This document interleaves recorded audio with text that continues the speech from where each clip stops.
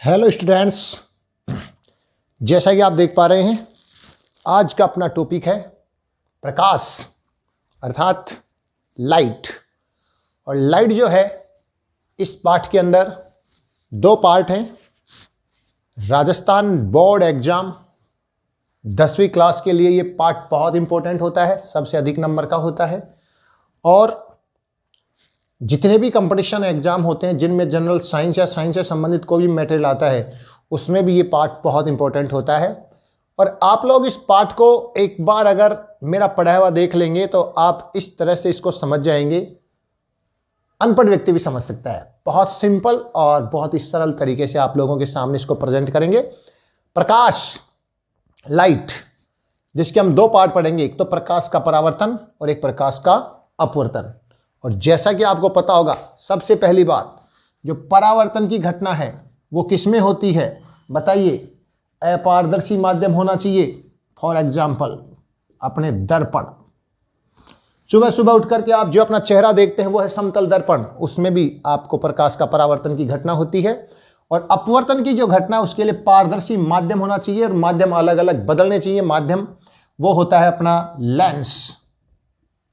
दोस्तों, एक तो आपको यह ध्यान रखना है कि प्रकाश का परावर्तन जो है, परावर्तन की घटना दर्पण में पड़ते हैं और प्रकाश का अपवर्तन जो है वो लेंस के अंदर पड़ते हैं। तो आइए शुरू करते हैं आज का टॉपिक, प्रकाश और प्रकाश से संबंधित जानकारी। तो चलते हैं, प्रकाश किसे कहते हैं? सबसे पहली बात, व्हाट इज लाइट? क्या है लाइट? प्रकाश क्या है? तो माय डियर स्टूडेंट्स, प्रकाश एक साधन है। प्रकाश एक साधन है जो हमें वस्तुओं को देखने के योग्य बनाता है। अर्थात हम ये कह सकते हैं कि अंधकार में भी जो वस्तुओं को देखने के योग्य बना दे वो क्या है? प्रकाश। That's light. एक साधन है, प्रकाश एक साधन है जो हमें वस्तुओं को देखने के योग्य बनाता है। अब बात आती है प्रकाश। प्रकाश कई प्रकार से आपको प्राप्त होते हैं। बिजली का बल्ब है, ट्यूबलाइट, CFL जो भी चल रही हैं। अपन सबसे महत्वपूर्ण बात जो करने जा रहे हैं वो है सूर्य का प्रकाश, सनलाइट। सनलाइट जो है, सूर्य का प्रकाश, सनलाइट।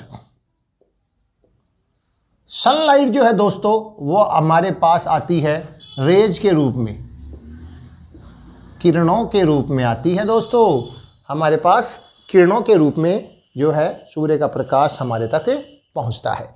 तो ये सिंपल सी बात हो गई आप लोगों के लिए कि सूर्य का प्रकाश जो है उसके बारे में हम बात करेंगे। और अब हम इसमें जो इंपॉर्टेंट चीज है सबसे पहले उसको शुरू करते हैं। प्रकाश का परावर्तन,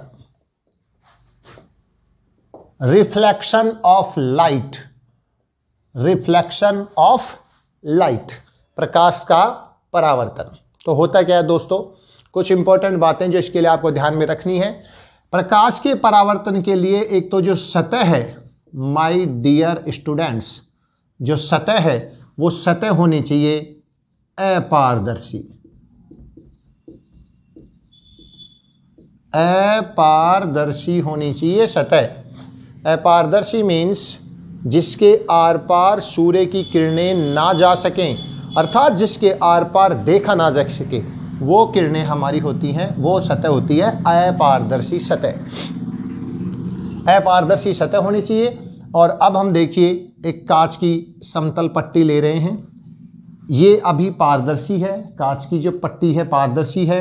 इसके ऊपर रजत पॉलिश कर देते हैं। तो पॉलिश को अपन इस तरह से दिखाते हैं, ऐसे ऐसे इसके नीचे के साइड को अपन पॉलिश कर देंगे।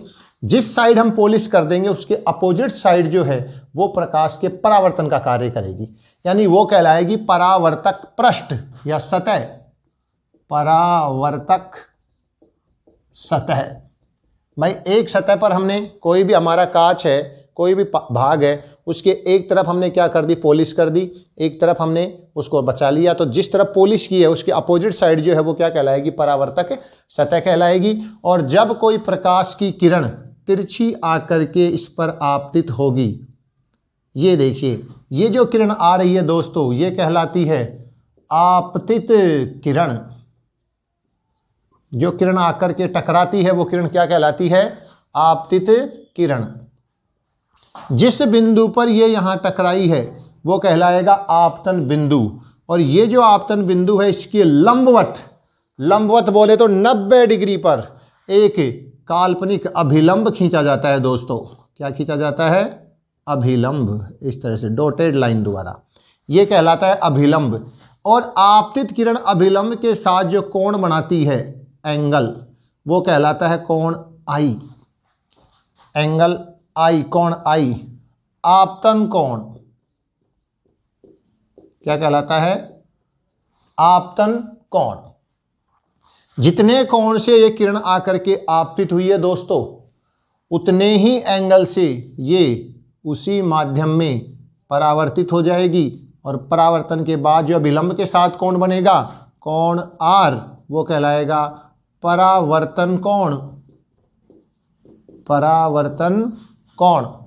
तो इस प्रकार से इसमें आप दो चीजें देख रहे हैं कि जो आपतित किरण है वो भी अभिलंब के साथ कोण बनाती है दोस्तों यहाँ पर, और जो परावर्तित किरण है वो भी अभिलंब के साथ कोण बनाती है।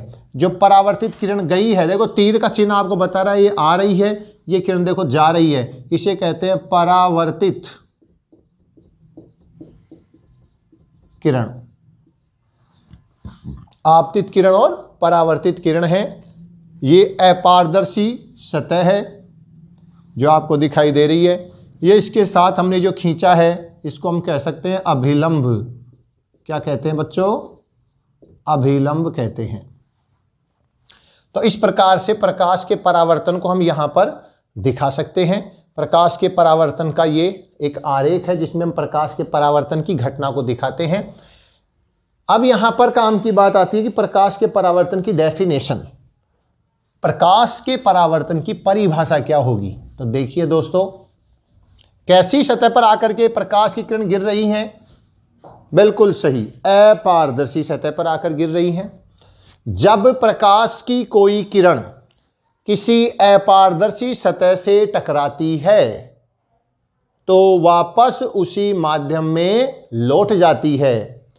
जब प्रकाश की कोई किरण किसी अपारदर्शी सतह पर आपतित होती है तो वापस उसी माध्यम में परावर्तित हो जाती है। प्रकाश की इस घटना को प्रकाश का परावर्तन कहते हैं। प्रकाश की इस घटना को प्रकाश का परावर्तन कहते हैं। तो यह है प्रकाश का परावर्तन। डेफिनेशन सबको समझ में आ गई होगी, आप दोबारा सुन लें वीडियो को पीछे करके, ठीक है। और ये इसको दर्शाने का आरेख है। तो परिभाषा, उसके साथ में चित्र बनाना है अपने को जब बोर्ड एग्जाम में आपसे पूछे कोई। और उसके बाद बच्चों आता है परावर्तन के नियम, रूल, परावर्तन के नियम, प्रकाश का जो परावर्तन है उसके नियम। तो देखिए दोस्तों, पहला नियम है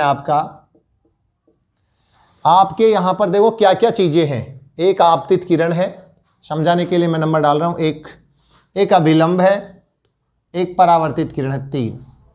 ये 3 चीजें आप देखोगे तो कहीं ना कहीं एक बिंदु पर स्थित हैं। ये बिंदु जहां आपतन बिंदु है वहां एक ही बिंदु पर ये सारी स्थित हैं। तो हम कहेंगे आपतित किरण, अभिलंब और परावर्तित किरण तीनों एक ही तल में स्थित होती हैं।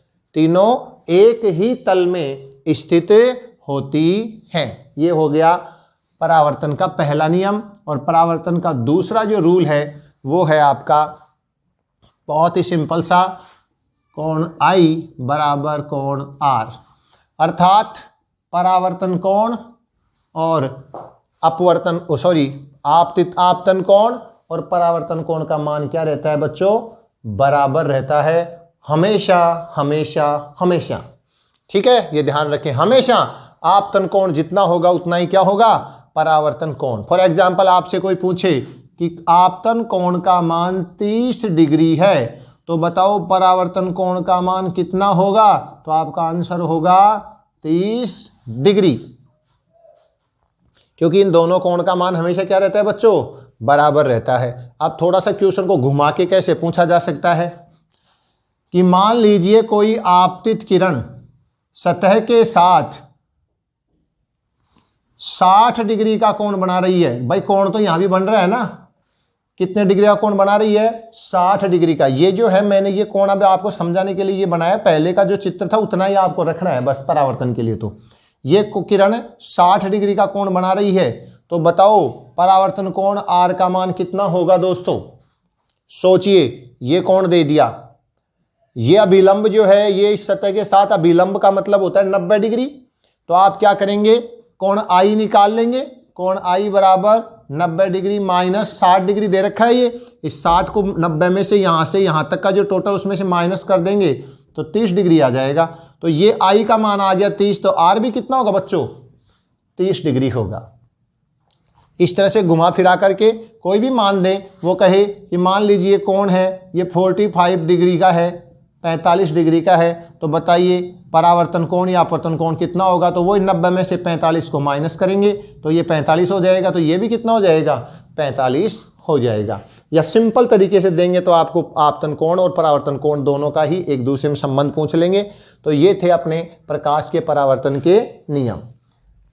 नियम एक और भी होता है कि जो आपतित किरण है उसकी आवर्ती और वेग, परावर्तित किरण की आवर्ती और वेग एक दूसरे के समान होते हैं। लेकिन एनसीईआरटी ने सिर्फ 2 ही नियम आपको दिए हैं, तो बोर्ड एग्जाम के लिए आप 2 ही नियम ध्यान रखें। बाकी कंपटीशन वाले जो बच्चे हैं वो ये भी ध्यान रखें कि आपतित किरण और परावर्तित किरण दोनों की आवृत्ति और इनका वेग समान रहता है। ठीक है दोस्तों, ये था प्रकाश का परावर्तन। तो प्रकाश के परावर्तन की घटना को समझने के बाद अब हम बात करने जा रहे हैं हमारे जो दर्पण होते हैं। भाई प्रकाश का परावर्तन मैंने शुरुआत में आपको बताया था किस में होती है घटना, दर्पण में। तो हमारे जो दर्पण है वो हम 3 प्रकार के दर्पण पढ़ेंगे। एक होता है अपना समतल दर्पण। समतल दर्पण के अंदर अपन पढ़ेंगे, उसको पढ़ने से पहले कुछ ध्यान से समझ लें कुछ चीज़ें।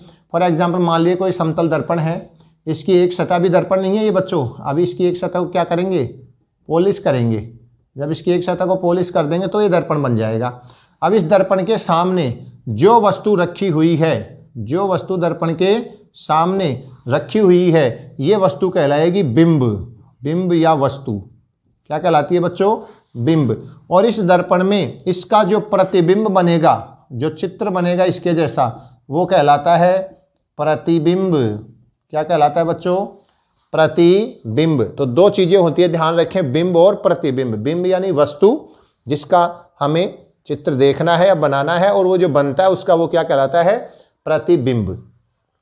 अब देखना दोस्तों, दर्पण से लेके बिंब के बीच की दूरी ये कहलाती है बिंब दूरी। क्या कहलाती है, बिंब दूरी, जिसको हम दर्शाते हैं स्मॉल यू से।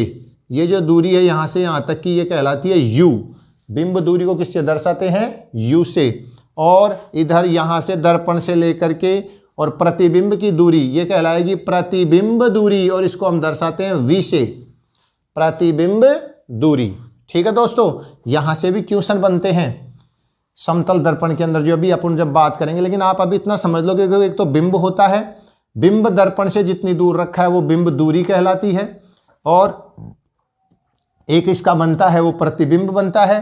प्रतिबिंब दर्पण से जितनी दूर होता है वो प्रतिबिंब दूरी वी। इनके ये प्रतीक ध्यान रखें, यू और वी। यू है बिंब दूरी और वी है प्रतिबिंब दूरी दोस्तों। तो इसके बाद हम बात करें इसके अंदर ये कुछ जानकारी आपके लिए। अब साहब इसमें जो ये प्रतिबिंब बन रहा है, ये प्रतिबिंब भी 2 प्रकार के होते हैं। कैसे होते हैं, 2 प्रकार के। प्रतिबिंब 2 प्रकार के बताएगा कोई अपने मन में क्या क्या होते हैं प्रतिबिंब के टाइप। प्रतिबिंब 2 प्रकार के होते हैं बच्चों। पहला वास्तविक प्रतिबिंब, वास्तविक प्रतिबिंब, और दूसरा आभासी प्रतिबिंब। ये सब चीजें जब अपन आगे कंटिन्यू करेंगे इसको तो आपको इजी वे में समझ में आती रहेंगी। लेकिन अभी थोड़ा सा इस तरह समझ लेंगे, वास्तविक और आभासी शब्द आपके दिमाग में जब आए या भी जब अपन पढ़ेंगे तब आए तो आपको उसका पता होना चाहिए कि इसका मीनिंग क्या है। तो वास्तविक प्रतिबिंब बनते हैं, देखो प्रतिबिंब कोई सा भी हो वो बनेगा कम से कम 2 किरणें परावर्तन के बाद मिले, परावर्तन के बाद आके टकराए, टकराने के बाद परावर्तित हो, परावर्तन के बाद कम से कम 2 किरणें मिलेंगी, वहां क्या बनेगा प्रतिबिंब। और अगर वो दोनों किरणें वास्तव में मिले तो वो प्रतिबिंब होगा वास्तविक। और अगर वो किरणें मिलती हुई केवल प्रतीत हो, वास्तव में तो मिले नहीं और हमें सिर्फ आभास हो कि भाई ये हाँ वहां पर मिल सकती हैं, आभास यानी प्रतीत हो यानी वास्तव में नहीं मिले, तो प्रतिबिंब होगा आभासी दोस्तों। ठीक है, तो चलते हैं हम और अब बात करते हैं समतल दर्पण में बने प्रतिबिंब की विशेषता। बहुत ही महत्वपूर्ण प्रश्न है बोर्ड के एग्जाम की दृष्टि से, कंपटीशन में भी बहुत सारे क्वेश्चन इस पे आते हैं। समतल दर्पण में बने प्रतिबिंब की विशेषताएं बताइए। ठीक है दोस्तों, ये बहुत इंपॉर्टेंट क्वेश्चन है, मैं आपको बता देता हूं। समतल दर्पण में बने प्रतिबिंब की 4 विशेषताओं को तो हम बोर्ड के बेस पर अभी काम करेंगे, मतलब सीखेंगे बोर्ड एग्जाम के हिसाब से। तो देखिए अपना समतल दर्पण जो है वो इस तरह से होता है, जैसा कि मैंने अभी आपको बताया, ये पॉलिश कर दी हमने, यहाँ कोई वस्तु रखी, यहाँ इसका प्रतिबिंब बन गया। ठीक है, तो यहाँ से अगर कोई किरण जा रही है देखना दोस्तों, तो वो किरण यहाँ टकराने के बाद वापस परावर्तित होगी। ऐसे ही कोई दूसरी किरण अगर यहाँ से कहीं जा रही है तो वो भी परावर्तन के बाद वापस परावर्तित होगी। तो ये परावर्तित किरणें देखो दोनों तो आपस में कभी मिलेंगी नहीं। तो एक बात तो आपको फाइनल कर लेनी है कि जो समतल दर्पण है उसमें कभी भी वास्तविक प्रतिबिंब तो बन नहीं सकता, क्योंकि किरणें वास्तव में मिलती ही नहीं। कौन सी किरणें? परावर्तित किरणें। देखो ये परावर्तित है, ये परावर्तित है, तो इनको अगर अपन पीछे की तरफ बढ़ाएं, इन किरणों को क्या करें हम पीछे की तरफ बढ़ाएं, तो जहां पर ये पीछे की तरफ डॉट डॉट लाइन से बढ़ाएंगे तो पीछे की तरफ जहां ये मिलती है वहां वस्तु का क्या बनता है? प्रतिबिंब बनता है। तो ये प्रतिबिंब बताओ वास्तविक होगा या आभासी? क्योंकि वास्तव में किरणें मिल नहीं रही हैं, तो पहली बात तो ये आपकी कि ये प्रतिबिंब हमेशा आभासी होते हैं। प्रतिबिंब कैसा होता है? बने प्रतिबिंब की विशेषता में प्रतिबिंब आभासी, और आभासी के साथ हमेशा क्या आएगा? सीधा। जो आभासी प्रतिबिंब होते हैं वो हमेशा कैसे होते हैं बच्चों? सीधे होते हैं। दूसरी बात देखिए दोस्तों, जितना बड़ा आपका बिंब होगा उतना ही बड़ा क्या बनेगा समतल दर्पण में? प्रतिबिंब। कभी भी आप अपने समतल दर्पण में खुद को अपने को आप देख लेना, जितने बड़े आकार का, यानी हम ये कह सकते हैं कि बिंब का आकार, बिंब का आकार बराबर प्रतिबिंब का आकार। ये गोलीय दर्पण में नहीं होगा, ये सिर्फ समतल दर्पण में है। बिंब के आकार को हम दर्शा सकते हैं H से और प्रतिबिंब के आकार को हम दर्शा सकते हैं H डैश से। तो H और H डैश हमेशा क्या होंगे? बराबर होंगे। दूसरी बात। तीसरी देखिए दोस्तों, आपको यहां दिखाई दे रहा होगा, यहां से यहां तक की दूरी मैंने अभी आपको बताई थी बिंब दूरी, और यहां से यहां तक की दूरी मैंने आपको बताई थी प्रतिबिंब दूरी। तो दोस्तों हम क्या देखते हैं अपने दर्पण के अंदर, जब हम आपस में हम देखते हैं तो हम देखते हैं कि जैसे जैसे हम दर्पण से दूर होते जाते हैं तो हमें ऐसा महसूस होता है जैसे प्रतिबिंब भी दूर होता जा रहा है, और जब हम दर्पण को अपने पास में लाते हैं तो ऐसा लगता है कि प्रतिबिंब भी पास में आ रहा है। यानी यहां पर मैं शॉर्ट में कह दूं U बराबर V, समझाऊंगा। देखिए क्या मतलब है कि बिंब दूरी जितनी होगी प्रतिबिंब दूरी भी उतनी ही होगी। यानी दर्पण से जितनी दूर बिंब रखा होगा प्रतिबिंब भी पीछे की ओर आभासी प्रतिबिंब भी उतनी ही दूरी पर बनेगा, अर्थात U बराबर V। अब देखो यहां पर भी न्यूमेरिकल बनते हैं छोटे क्वेश्चन। कोई आपसे कहे कि किसी वस्तु को बिंब से उस दर्पण से 10 सेंटीमीटर दूरी पर रखा गया है, तो U आ गया, बिंब को रखा गया यानी वस्तु को रखा गया, यहां से यहां तक की दूरी दे 10 सेंटीमीटर। तो पूछेगा बताओ प्रतिबिंब दूरी कितनी होगी, तो आप बता दो कि V भी कितनी होगी? 10 सेंटीमीटर। देखना थोड़ा समझना, क्योंकि U बराबर हमेशा क्या होती है? V। लेकिन इसी क्वेश्चन को घुमाएगा, वो कहेगा कि आपने बिंब को कहां रखा है? 10 सेंटीमीटर। तो बताओ बिंब और प्रतिबिंब के बीच की दूरी कितनी होगी, यानी बिंब प्रतिबिंब से कितनी दूर होगा? तो देखो इसमें ये दूरी तो आ ही गई। अब यहां तक की दूरी यानी यहां से यहां तक की टोटल दूरी आ गई बच्चों बिंब और प्रतिबिंब की, तो वो दूरी आएगी कितनी? 10 और 10 20 सेंटीमीटर। कितनी आएगी बच्चों? 20 सेंटीमीटर। तो इस प्रकार से आपको यहां पर ध्यान रखना है। उसके बाद चौथा जो हम इसमें पढ़ने जा रहे हैं एनसीईआरटी के अकॉर्डिंग, वो है अपना, इसमें बहुत ही इंपॉर्टेंट एक बात होती है जो आपने महसूस भी की होगी, पार्श्व परावर्तन या परिवर्तन। पार्श्व परिवर्तन या परावर्तन, ये क्या होता है दोस्तों? देखिए, जब हम हमारा प्रतिबिंब में, जब हम दर्पण में हमारा प्रतिबिंब देखते हैं तो हमारा जो दायां भाग है वो प्रतिबिंब में बाईं ओर नजर आता है और हमारा बायां भाग है वो प्रतिबिंब में दाईं ओर नजर आता है। यानी पार्श्व परिवर्तन का मतलब है साइड चेंज। हमारी जो साइड है वो प्रतिबिंब में क्या हो जाती हैं? चेंज होता जाती है दोस्तों। हमारी साइड चेंज हो जाती हैं, दायां भाग है वो बायां नजर आता है प्रतिबिंब में और बिंब का बायां भाग प्रतिबिंब में दाईं ओर नजर आता है। इसे हम कहते हैं पार्श्व परिवर्तन। ये अलग से भी पूछा जाता है 1 नंबर के रूप में कि पार्श्व परावर्तन या पार्श्व परिवर्तन से क्या अभिप्राय है और कौन से दर्पण में ये घटना होती है? समतल दर्पण में होती है। ये तो बोर्ड एग्जाम की दृष्टि से एनसीईआरटी के अकॉर्डिंग। इसके अलावा भी इसमें एक क्वेश्चन बनता है कि समतल दर्पण में हम किसी वस्तु के प्रतिबिंब को अगर पूरा देखना है तो क्या उसकी लंबाई कितनी होनी चाहिए? तो वो है वस्तु की लंबाई से आधी होनी चाहिए कम से कम। जो आपका दर्पण है ना, उसकी लंबाई वस्तु की लंबाई से कितनी होनी चाहिए बच्चों? कम से कम आधी होनी चाहिए, तब जाकर हम उस वस्तु का संपूर्ण प्रतिबिंब समतल दर्पण में देख पाते हैं। ठीक है बच्चों। उसके बाद अगर अपन बात करें तो आगे अपना आता है गोलीय दर्पण। गोलीय दर्पण से संबंधित जो भी बात है वो अपन कल करेंगे। आज के लिए इतना ही। आप सभी अच्छी पढ़ाई करते रहें, आगे बढ़ते रहें। एग्ज़ाम बड़े नज़दीक हैं, आप लोग अपनी कंटिन्यू पढ़ाई को रखिए। तब तक के लिए सभी को राधे राधे, जय हिंद, जय भारत।